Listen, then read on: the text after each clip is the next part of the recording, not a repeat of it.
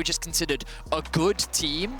But it was EDG where the forefront, the focus, the main priority was. They were the stars of the LPL. And for RNG to not only come back this split with the introduction of Bin, with the changes that they made to be able to fight for that spring title once again, but to do it through the team that was touted to overtake you against the young players that were considered to become better than you, I think would be massive for RNG and for the LPL. Absolutely. And something you touched on, EDG, Kenju, the coach for RNG, was actually their coach when they won Worlds and when they won Summer. Yep. He goes to RNG, they win Spring. If you then win MSI, what a streak that is. Like, that is incredible. It's a pretty good 2 out of 2 domestic titles, 2 out of 2 international titles. Stocks are just to the moon.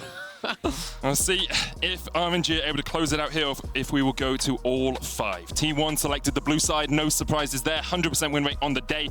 Galio and Viego banned away. Wei will not get his hands on the Viego. Ooh, yeah, Viego getting banned out. Nautilus for Keria. So, I mean, they're not willing to first pick it, but they're not willing to give it over to Ming. It's going to be really interesting. Gwen is obviously so high prio now. The mid laners are kind of just like falling out of the ban pool, right? Yep. Because that is not being seen as the problem, especially because Ari and LeBlanc were seen as, you can't let those OPs through. But now that there's Lissandra, it's like, I dare you to pick it. Yep. So it becomes really, really this game of cat and mouse. And now I'm kind of curious, like Wukong is the obvious one that's going to get picked. Yeah, yep. But then what do you do here? Do you lock one of those OP mid laners, knowing that you could get counterpicked by the Lissandra? Or does mid lane just actually fall through, first round for blue side and only get picked on the RNG side?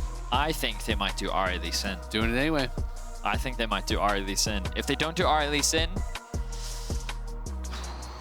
I don't know. I think they'll do Ari Lee Sin. It does make sense. It's Wei's 3rd most played at the tournament, behind, of course, the Viego and the Wukong. There is the Xayah for Gala down towards the bottom side. Have yet to see him on his signature Kai'Sa in this finals. It's got to be List, right? Like, it's just got to be. I mean, it's 3 times in a row. LeBlanc, I mean, is a Faker special, but he was really good on Lissandra, and it has been so effective. All right, well, it's going to be Faker LeBlanc, one of his best champions historically. And I think that when you look back to his performance yesterday in particular, he does consider it to be a good matchup into the Ahri, and then you also pair it up with a Wukong. You have great mid lane setup. You have really good scaling throughout the later game, and as you rightly said, it's a big comfort pick for Faker. 51 plays all time, 80.4% win rate for Faker LeBlanc. I mean, insane. When he joined the LCK, it was how long could he go undefeated on this champion? Like, he had an incredible run at the start of his career. And yeah, and that makes me think back to 2015 MSI when they actually lost to ADG Game 5. It was the undefeated Faker LeBlanc that was let through, and then the Morgana counterpick comes through. They actually lose that game. So it'll be interesting to see if history can be flipped here, if T1 can bring out the LeBlanc in that clutch moment and actually, catapult themselves to a potential victory with it. It would be funny if RNG hovered Morgana. I'm just saying.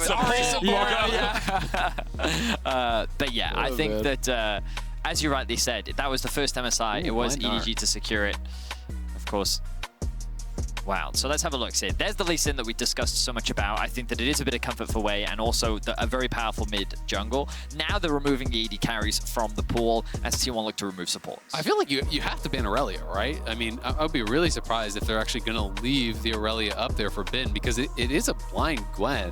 I was thinking they might have even double ban top, like ban out Camille and the Aurelia, because those are matchups that Bin is definitely comfortable to take.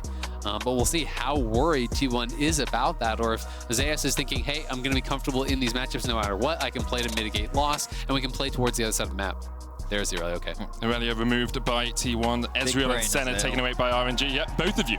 You had the Lee Sin prediction, Azale with the big brain. We have to combine them to make one big brain, because really, individually, it doesn't look so good. I think and that means that we together have a world championship. That's what I think. Yes. You've outsmarted me. So moving into this next priority, I expect top lane to come in now, and RNG will save counterpick support. You already talked about the Camille as an option, and it seems that RNG is thinking in the same direction. Not only is it great lockdown for things like LeBlanc, but it also does very well into the Gnar as well. Absolutely, and I mean this is less about pre-6, but post-6. As soon as Mega time's out, you gotta be scared. And when you are in mini Gnar here against Bin Camille, he can look for that all in. T1 back on absolute comfort, it feels like, in this draft. You have Gumayushi on his Jinx. You have Faker's LeBlanc here.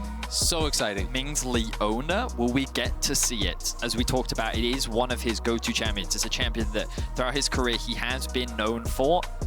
It looks like we are going to get it for him. So RNG find themselves on match point. You talk about comfort for T1. RNG in the exact same position. Xiaohu on an Ari that he has had a huge amount of success with this split. Wei on his fabled Lee Sin. Bin on a carry. Gala and Ming on champions that they both know success with. RNG feeling comfortable heading into Game 4. Man, I'm just getting chills. Like, it is so exciting seeing these two teams playing at such a high level, going towards these comfort picks, going towards these champions that they really, in some cases, have made their names on. It's going to be an incredible game to watch. In 2013, they met T1 1-3-0. In 2016, they met T1 1-3-1. In 2016 Worlds, they met T1 once again. Victors at 3-1, and in 2017 Worlds, they met, and T1 came up 3-2. Today, RNG 1 game away from not only overcoming their demons in T1, but also claiming for the first time ever their third MSI title back-to-back. The era of the LPL would be secured dominance from China over the last 4 years. T1 with so much weight on their shoulders, not only organizationally, but also for the region. Only Damwon have been able to challenge the best over the last half decade. It has been 5 years since T1 were able to claim a title. 5 years of the 10 Faker has played since he was able to stand and raise the trophy aloft. T1, last chance against RNG. So much pride on the line for these two regions, for these two teams. And also for RNG to be doing it with an all-Chinese lineup is such a big deal. You know, in the past, when the LPL began to have this success, it was largely around, you know, imported Korean solo laners. That was kind of the criticism of this region, is that their solo laners weren't as strong. But Xiaohu, Bin, we saw, you know, with Suning, when Bin did it, you know, that was an all-Chinese lineup. RNG again here with all LPL players, no imports, looking to battle against the LCK's best and prove that they are stronger. And I think we just have to talk about Xiaohu, because as a player in the past, LPL fans would be worried because domestically he was good, but internationally he always fell short. He was never quite able to deliver, and with the departure of Uzi, there were many question marks around how RNG would fare. This man even played top lane. Like, there were so many questions and concerns, but he was able to silence the doubters with the introduction of Gala, with the introduction of young players like Wei. RNG have only gotten stronger. They've only been able to develop. And Xiaohu and Ming, of course, have been at the forefront of it. So huge credit, huge growth, and he may finally be able to overcome his demon by taking down the unkillable Demon King. I mean, Ming and Xiaohu have been with RNG for so long, the centerpiece of this organization for so many years now, and at the heart of many of their big wins. And it's been incredible when you speak about Xiaohu to talk about, not only has he done it in 2 roles, he has done it in so many different styles, right? A lot of times I think people talk about Xiaohu as a facilitator. It's like, well, what was his best champion in top lane? It was probably Lucian, right? Like, he was just dominating on Lucian, like a 90% win rate. Is Gumayusi in trouble already? Ignite is taking cleanse to get rid of it. Keria looking for the damage back onto Gala, but Gumayusi is taking a world of hurt here down on the bottom side. So a bit of pressure already put down, and as we kind of take you back through history, T1 and RNG are fighting right here today. T1 at the precipice of defeat, but also have the opportunity to take us to Game 5. T1 getting the push here early. You can see just so many titles for T1, 15 across domestic, MSI, and Worlds. Of course, 7 would be 8 for RNG if they can win here is incredible. But T1 just unmatched as far as their history in League of Legends. And I think that's the big thing. That's the other side of the coin, right? A lot of people want to see Faker win again. Ooh, I like this wraparound. Sun's going to come down, wall dive in from Bin. He does have the flash to try and get away. Zeus goes into the mini now form. Ono in the right position at the right time. Bin realizes something might be up, paths down.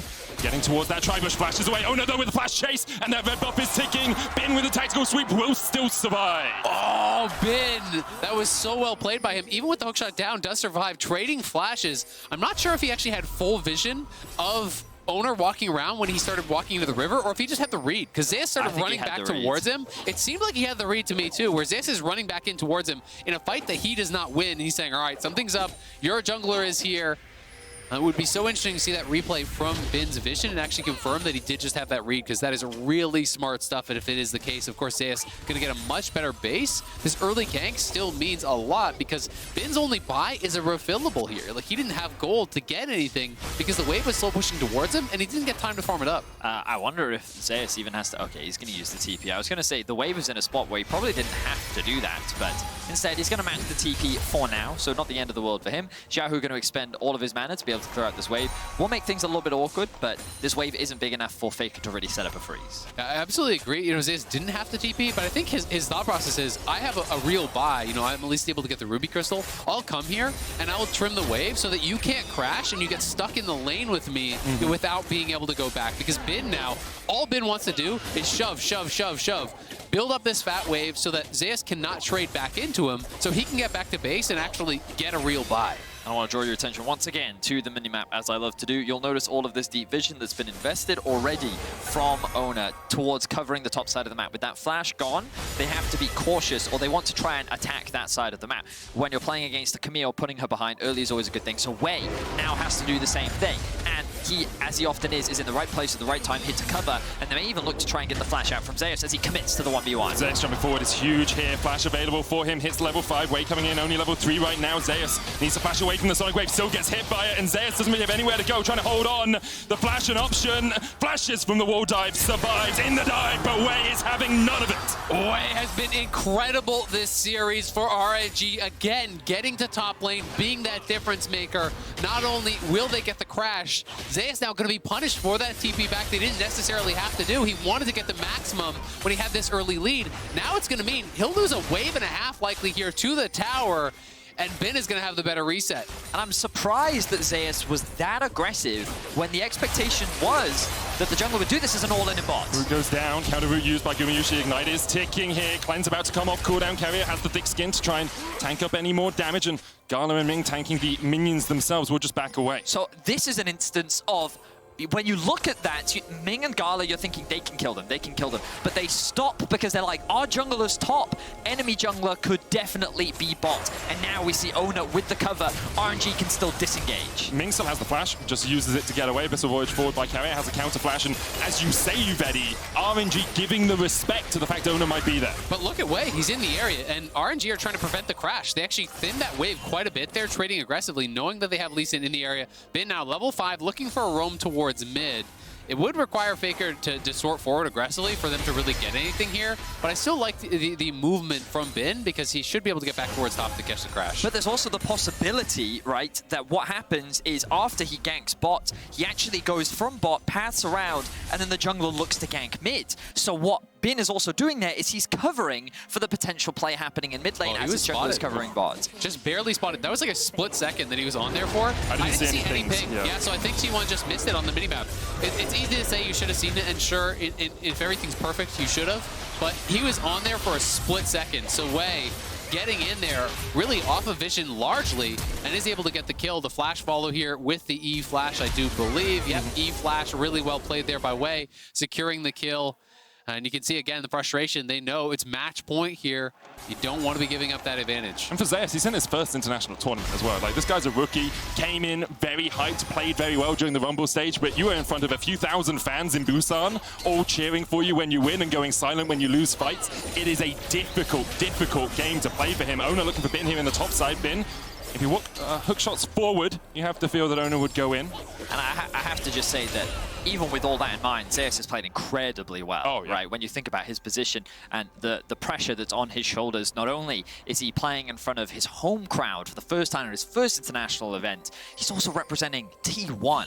Like, and that's just no easy feat for anyone to do. There is a lot of pressure that just comes off the back of playing with an organization that big, and huge credit to him because he has had an incredible tournament, and there is still a big game left for him to play. Faker can just jump out here. He's fine. Distortion does take half his health though, so Xiaohu now has an advantageous lane matchup, and T1 struggling really to react to Wei's early pressure here. The game's still relatively even, only 200 gold between the two teams. A lot of that coming for T1 from Gumayushi down towards this bottom side with about 5-6 CS lead. Yeah, it is very even, all things considered. And honestly, it's not one of those games where I felt like in some of the earlier games, it felt clear that if one team got ahead, they were going to win based off composition. I think this is very even as far as the composition. There's different strengths and weaknesses. You know, RNG should have side lane advantage with the Camille, but I do think that the T1 5v5 is very strong. They have a lot of protection for Gumayushi. We know he can take over games.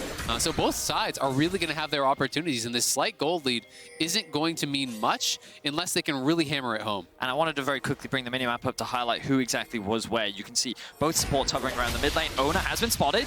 Dodge away. They go onto the clone. They realize it's the clone and they just clear out the vision.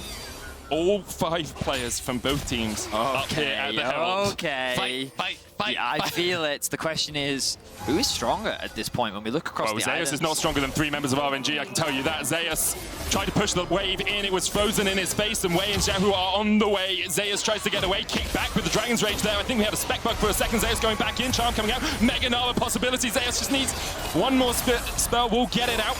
And RNG disengage the fight. And I think with Zeus, you know, with Mega Nala timing out, Xiao's actually going to look for the kill. Looking for the charm, lands it. Caviar flashes forward with the devour. The ignite, I didn't see if Ming used it. He didn't. Zeus gets out somehow. Meanwhile, the chase is on towards the bottom side. Owner caught up in the Hexagon Maiden. Zeus trying to put the damage down across the wall, and Owner will be able to escape. Carrier, what a beast. His timing, he's always in the right place at the right time, and Zeus just about to have TP, so now they can actually come back for this. I thought RNG was going to have the edge there after they push out Zeus, but Zeus, they bought enough time, he can TP back. A lot of people going to have to reset. Xiaohu's out of mana. He used his ulti. This becomes really interesting because T1 are sticking around. Owner, Carrier, and Gumayushi are here.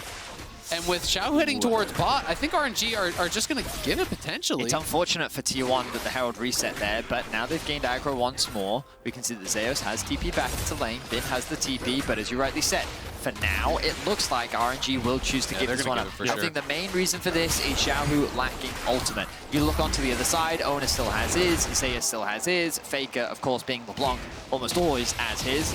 But at that point in time, without the Ahri ultimate, without Wei's ultimate, without Bin's ultimate, it's not an advantageous fight. So RNG say, okay, we'll take the L on this one, we'll make the cross map happen. And Faker, though, he's trying to get this kill onto Wei. Can just jump back. Wei, of course, takes quite a lot of damage. Hextech Drake does do a lot of work. You can see him down to about 300 HP, but with Xiaohu coming up from the bottom lane, Wei should be able to secure this. Faker might dive forward once again. Wei lands the E Smite. Super Mega Death Rocket was coming in as well from Gumayushi, but Wei is able to walk out of that one. Meanwhile, Bin might not be able to walk away from this. Does still have the flash. It's just being forced away. As you say, the tower for Owner with the Rift Herald possible. Gumayushi's going to come here, make sure you get that auto down, and then Rift Herald goes down. You funnel this gold into the Jinx. Yeah, that is actually huge, you know, and honestly, the rest of the T1 should get out of there. Just try to give as much of it as you can to Gumayushi. You know, get that gold onto the Jinx, accelerator as fast as possible. You can see 2,200 gold in pocket for Gumayushi, so going to be really, really strong on base here. T1 able to collect that full tower is very, very punishing because Bin had been getting himself into a pretty good position, but lost a lot of farm off of all that skirmishing around top, it seems like. And now, you know, loses the full tower in his face, so Zeus is going to be kind of slingshot ahead. And things have kind of returned to normality, because when I look at the gold, I see T1 with a gold lead, as they often find themselves with 11.5 minutes in. T1, while they haven't found themselves a kill just yet, very much a good position. We kind of look at the minimap once more, because vision has been a huge discussion this game. You can see that RNG slightly more defensive wards, with T1 having a little bit more control throughout the river. Just kind of goes to show what T1 have been doing in this early game. They've been contesting a lot of that river vision. They've been trying to contest around these early neutrals, and they've been doing a great job of it so far. And the question for T1 is how can they use this early game advantage? Because we have seen them get early game leads in a couple of the other games, and they just haven't been able to shut RNG out of the match. Now, there were some draft differences in those previous games. RNG perhaps slightly better at teamfighting. Faker, he gets out the ruler for those ones. He's like, yeah, okay, I'm 37.2 centimeters away. I'm fine. Charm's not going to connect. Meanwhile, for a play bot side. That ward's turned off, and they know it, so... we'll see if Carrier and Gumayushi do overextend. I mean, Carrier, he's playing so respectfully. He's playing max range behind Gumayushi there. Yeah. So the only way you can punish that is if you can actually kick the Jinx away from the flashless Carrier, but it is difficult to make happen. So the play just short there, Owner. I love seeing this level of play just because Not very often do you get to see the level of respect, and like, in particular, what separates very good teams from good teams is exactly that. The expectation, the possibility. Yeah. Could this happen and why? That ability of deduction. And speaking of, right now, do they deduce the bin is in the brush? Even if they do they want to take that fight, T1? They don't, and they will back away. Faker pathing down towards the bottom side alongside Carrier. And those mind games become so interesting, Vedius, because, you know, the teams are trying to think about, okay, what is the best play for my opponents? And then they are trying to respond to that. And then sometimes you have to think about, all right, what will they think is the best play for me? And now I'm going to do something different, right? It becomes that kind of evolution of the mind game, which I think is so interesting to watch. Looking for Faker now. Trying to get underneath the tower, needs to dodge away from the Everfrost, the charm, the root, he dodges perfectly! Oh, Faker, you beautiful man, escapes the three-man dive! What was that? I don't actually know what he did. Like, I saw him get... He was sidestepping as much as possible to try and dodge away from the charm. He avoided the root from the Everfrost as far as I could tell. But then I saw Bin flash and then Faker flash, and I'm like, hang on, how is he now alive? It looked like sidestep on the Everfrost, flash on the Ari charm, I believe. Really well done to do that inside the ultimatum. Now, though, Faker, no ultimate, no flash, way. Trying to look for an opportunity here, but again, Faker playing too smart around this. And look at Gumayusi massively ahead at this point. 6,000 gold here. Cash out the call. The Mythic is done, and T1 are looking poised to push this to a game 5. Potentially, they're looking so good in this one. Okay, so let's have a look back at this one. Dodge the Everfrost. Dodges the root. He flashes the charm. So good, Root man. shell who Bin tries to get the execute. Oh my god. Oh my god, he's so good. And he landed the chains on Bin. Bin flashed there because he wanted to get into melee range and actually continue the damage, knowing he was going to get changed out of melee range. He flashes point blank on Faker, and then Faker's flash dodges the charm and gets him out of range of Bin. It's just perfect. He's 46 and 10 on LeBlanc all time. He has not lost on it this year. He's 12 and 0. This is his 13th game.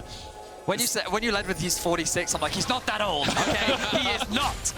But like, I think, especially when you think of like some of the newer people that come into watching League of Legends, the legend of Faker is exactly that. It is a myth, a legend. He has been good. We have seen him be good over the last 5 years, but it has been so long since he's actually stood there and lifted the trophy high.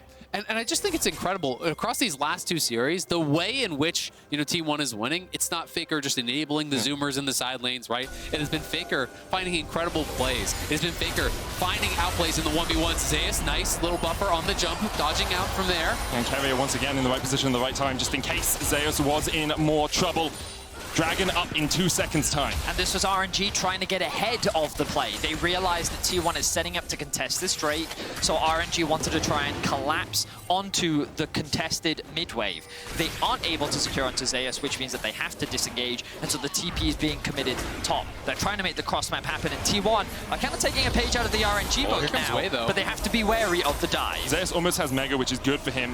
Yeah. If the dive did come out, a good Nav against the wall just means that Wei and Bin cannot make it work. And again, look at the map position right now, because you can see this bot lane immediately rotating up. They recognize that RNG is making the call, hey, if we can't contest this Drake, we'll make the cross map. And T1's like, well, we don't need to send 4 people to secure this Drake. You've already signaled with your TP that you don't want to contest it. So fine, we're actually going to match and contest whatever your play is doing. Great execution on the map from T1. Carrier with the early flash away here. Gumayusi rooted up with the Everfrost devoured by Carrier, and Ona coming in. The charm though into with a kick.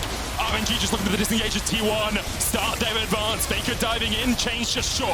Bin takes a world of hurt from grenade after grenade from Gumayusi. As you say, Super Mega Death Rocket, a possibility. No one low enough to die from it, I don't think. But RNG once again look for the engage, and T1 hold them at arm's length. Carrier continuing to get so much value out of this Tahm Kench pick. The number of times that kills should have happened for RNG, but aren't quite able to, is way too high. And you look across this RNG comp, it's very much a pick comp. A lot of single target damage, a lot of getting this shut down onto a single member and leveraging numbers advantage, and the Tahm Kench is mitigating all of it. I mean, Carrier is the 3rd summoner spell for these players, right? He's already in the right place at the right time. It feels like he's anticipated the move that RNG is going to make. He's there for the perfect devour. And when he buys that time, you know, you said it, but it's about the pick. And if RNG can't get that initial kill, all of a sudden, Gumayusi untouched, both summoners available, he's wailing on you. And it really forces RNG back. They've got to be able to find something in side lanes to really buy themselves some space in this game. Wei has no safeguard to get out of this one. Flames Jumper's just short. Xiaohu coming in. And there we are. Wei able to dive towards his mid laner to escape. RNG are doing nothing wrong in a lot of these plays, by the way. They're looking for proactive plays. They're looking to try and catch T1 unawares, but T1 are always just that little bit quicker in terms of their movement on the map. Well, this is what's been so great about this series is last game we talked about how T1, even in their defeat, weren't doing anything wrong. They just didn't have the tools in order to actually properly execute a lot of what they wanted to do. RNG now find themselves in a similar position. And we were talking about the draft earlier on, Azale, but the more I watch and the more I'm seeing, I think this is only going to get harder and harder for RNG because when we think about how these fights are going to play out, you have a lot of single target damage versus Jinx. Jinx is going to have so much protection with this type of front line that if she's just left to free hit, and with the position that she's in right now, like T1 have a very solid front-to-back team fight comp, and they're gaining more and more control over the map. Abyssal Voyage going in. Knock up onto Wei. Ona chunked out a little bit. Rift Held available to him if he does get out of there, but Carrier's a little bit too deep here. Big Skin still available, but the charm comes out. No flash for Carrier. Ona, just short of being slowed by the solar flares. Yahoo dive forward. Ona able to dash across the wall. Yeah, Ming just not able to connect with those solar flares, it feels like this game. And I agree with you, Betty. It's looking better and better for T1. To me, the biggest difference maker from expectation versus reality is I thought RNG were going to be able to have Camille in a much better position. Camille has not been able to get farm. Camille has not been able to get kills. But you're at 110 CS almost 20 minutes into the game. That's very atypical.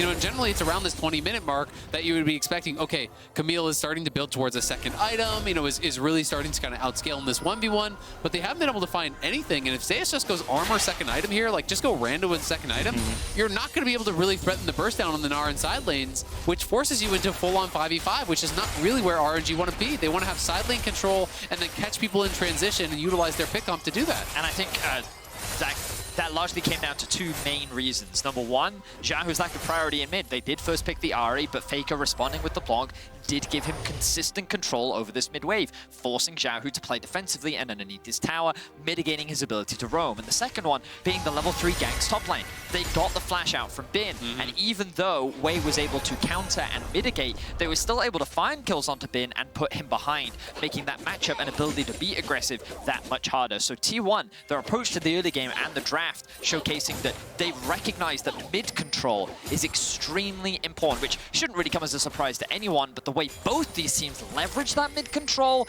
can be game defining. Absolutely, and I really liked how T1, even as a full team, were able to, then pressure Bin into dropping waves to come to the Herald. They went out in this Herald scuffle. They're the ones up to topside, taking that full tower away from what was a 100% HP turret that Bin had. That was so good as well. Bin has been forced to kind of just roam and group. They don't really have the vision to play safe. You look all through the river, it's T1 dominated as far as the vision game completely. And because Zeus is ahead of Bin in the side lane, he gets to push forward. Bin then has to catch the wave, which means Zeus can come down and move with the rest of his team. Xiaohu then has to answer mid, so it's a 4v4, and that gives Faker free time on the bottom lane to take this tower. T1 just pulling the strings, puppeting RNG right now as they walk them all around the map. Rift held down in the mid lane. It's going to be 2 towers, but none in favor of T1. My eyes. What's going on the map right now? Minimap is the most important part to look at this point in the game. You can see the T1 with their mid pressure with the bot wave stacked up. They're cleanly set up for this Drake rotation as well. Question is, can Wei? He wanted to get a flank, but a good ward coming out from T1. They recognize the options that RNG have, and they're limiting them. Yeah, T1 are just playing this so well. All the outer towers have now fallen for RNG, moving around the map, creating pressure. I don't think RNG are even going to try for this one. I think if anything, they look, maybe towards that third dragon. They did grab an early one themselves, so that does push back any potential soul. And for RNG, it's about buying yourself more time. It's about trying to find those picks in the side lanes to really kind of open up the map, because T1 is suffocating them, and it really only feels like on T1 resets that RNG can move out and try to reclaim some vision. And it's generally been very defensive warding, right? They're not really making those dangerous forays into the enemy jungle. It's always just, okay, try to keep some defensive vision so we can get our own waves, try to keep some vision around Baron, so we're not going to give that up. Intense game, but one that was much needed, excuse me, for T1. We already talked so much about the stakes. It's been so long since Faker and T1 have lifted a trophy, and they're at the precipice of doing so once again. They need 2 victories. RNG lead the series 2-1. If you have just joined us, I recommend you backtrack, because it has been an incredible series between 2 of the best teams in the world. And T1 find themselves in control once again. They're setting up a lot of vision around the bot side, primarily to cover for Zeus, as they continue the pressure onto these tier 2 towers. And it's just been really interesting to see the back and forth in this series and the different approaches to each game. You know, this game has been much more like game 1, game 2, and 3, where a lot more scrappy, a lot more aggressive, but T1 feeling very comfortable about their position in this game, you know, limiting the opportunities that RNG has. A lot of people always, when they come to international, the fans will watch and they'll say, all right, well, why are teams not playing as aggressive when they play aggressive in my region? And there was a really great interview from Impact where he talked about when you go international, the level of your opponents is so much higher, so they just show you way fewer windows in which you can be aggressive. Because the aggression is not random at this level. It's about capitalizing on mispositioning. It's about capitalizing on advantages and mistakes. And when your opponents are not showing you those, the game really slows down and becomes very, very cerebral as it has in game 4. That's what T1 and RNG are really good at doing. RNG so good at showing very minimal windows when they fall behind in the early game and then getting to team fights. T1 very good at not giving their enemies a window to return into the game. That's exactly what they're doing here. 2,500, almost 3,000 gold ahead. 2 dragons to the good. They're at 2 items apiece, almost 3 items already on Gumayusi. They are in a very strong position. Zeus, though, going for the Hull Breaker kind of implies that he wants to spend a little bit more time in a side lane and maybe split this comp up to a 1-4. Certainly seems that way. I am a little surprised in terms of the randomization because, as I mentioned, I think that T1 in a front to back should actually feel a lot more comfortable as the game progresses. But regardless, that is the decision that he's chosen to make. Perhaps it just gives him a little bit more power in the Camille matchup in the event that RNG tried to force something and he has to go and answer, because they're probably a little concerned about who can actually match this Camille on a side. So that's probably his logic in this situation. A TP gets invested towards bot. They're now looking for a play. Flash. Bin does still have the flash for the follow-up. I think this TP was more to make sure that they get that bot side tower. Baron, a possibility for T1. They are going to pull the alarm bells and work their way up towards it. They have perfect vision around it as well. No, 1 ward in the pit. That will be stopped if they put a control ward in there. They've got 2 in their inventories. They also have a sweeper. Okay, no vision now for RNG as they walk across. 4 control wards. Look at that level of control that T1 have on the top side. They saw the TP investment immediately, moved up towards the top side, and now they are suffocating that control from RNG. And I think that T1 are going to try to force Bin to TP at the very least. They need to either send someone bot now or try to force the TP. The answer looks like Faker will go bot to match potentially, but no, he's actually heading out towards mid, now going back towards bot, so they will look to respond in that side lane play. And yeah, I think the read probably from Zeus is, okay, how do we lose this game? It's me getting killed inside. Yep. How do I avoid that? And if his read is Hullbreaker will make me really strong in a potential 1v2, will give me that survivability, then hey, I respect it. You know, I think Randuin's is a really strong option, but if you're not sure if you're going to be going up against Xiaohu or Bin, if it could be magic or armor that you need, then this does kind of become a little bit of a catch-all, at least. Something you mentioned earlier, Azale, was this cerebral approach. I love talking to Lyric about RNG because he was like, they're the exception to the norm in the LPL. Yeah. Often they don't skill check you in the same way that many other LPL teams do. They will position themselves in a way that go, hey, we're not allowed to be here. Do you want to come find out how much we're not allowed to be here? And they'll take those duels, they'll take those fights. Whereas RNG is a lot more cerebral. They will play the map. And I think that throughout MSI, we've consistently highlighted how well they do play that map. Faker with a bit of poke damage onto Ming. The 3rd Drake for them is up in 30 seconds. And RNG, are they going to give it up or are they going to look to contest? I think they're probably just going to give, right? Just continue scaling with Bin in this side lane, allow them to get to Soul Point here, and then look to fight at the next one unless they see a great opportunity. But, you know, what you're saying is it's also reflected in the game times from these teams, right? T1 has had a 3-minute faster average game time. RNG on the slower end of that, you know, about 30.5 minutes as their average time. They don't feel rushed. They're very comfortable in their late stages of the game, in their setups. But RNG, I was wrong. They do have the IE on Gala here. And posturing like they do want to scrap here, but Zeus has a great flank angle. Zeus knows Ming's there. They're going to pop in. Control ward down, so Megadeth target. Gala has to put the Feather Storm. Bin looking for Zeus out towards the bottom side, but Zeus just kiting them out. Dragon will be secured by T1. Zeus trying to get towards the Mega Nut, can't get there in time. Dragon taken and the fight begins as the fight going onto the back line. Look at the damage coming out from Gumayusi. Quick, boom! From the Jinx as Bin now dives forward as well. Carrier with a good devour. Xiaohu trying to dash away. Gumayusi on the chase. Abyssal Voyage forward. The Solar Player on Gumayusi, but they just can't get close enough. RNG invested everything in the start of the fight and T1 are mopping them up. Carrier does does it again. He body blocks the follow-up from Bin to prevent him from getting the shutdown onto Gumayusi, and this Jinx was left to wreak havoc onto RNG. All 5 find themselves dead, 4 are alive for T1, and a Baron is available for the taking. It's by the slimmest of margins, but T1 will reap the rewards as RNG. Look at that damage on a Gala. That's a zap into an ulti. Forces the ulti response there from Gala, and now he is so vulnerable. Shahu and Bin collapse there, and they do kill off Zeus, but it's both ultis committed. So in comes T1 Faker, diving into the backline, forcing the flash out of Gala. Wei gets erased by Gumayusi, and the key thing is they just can't get to Gumayusi. The backstep on the hookshot in there from Bin, and then the devour from Keria, keeping him safe. And just keep your eyes on Keria. The engage from Ming was so massive. Then look, he body blocks the stun.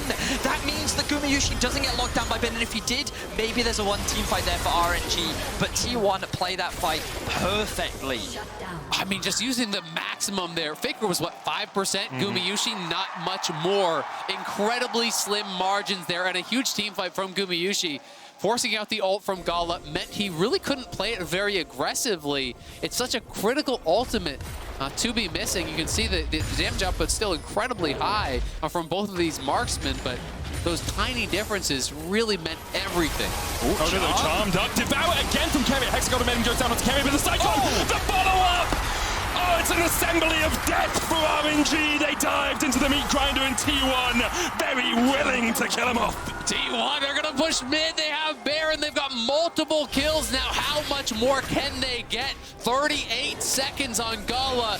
T1 could look to try to end Wei, going for some heroics potentially.